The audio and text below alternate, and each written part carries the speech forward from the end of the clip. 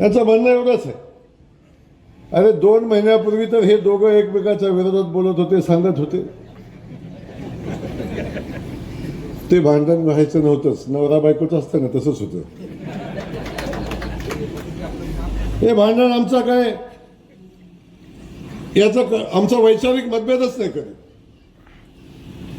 बापूचं माझं संबंध हे राजकारणानं आलेलेच नाहीत. बापूचे माझे संबंध हे राजकारणाच्या पलीकडचे आहे. तर कुठलंही राजकारण आमचा संबंध तोडू शकत नाही. तेव्हा मी राजकारणात अगदी नौका होतो तेव्हा बापूपासून बापूचे माझे संबंध आहे.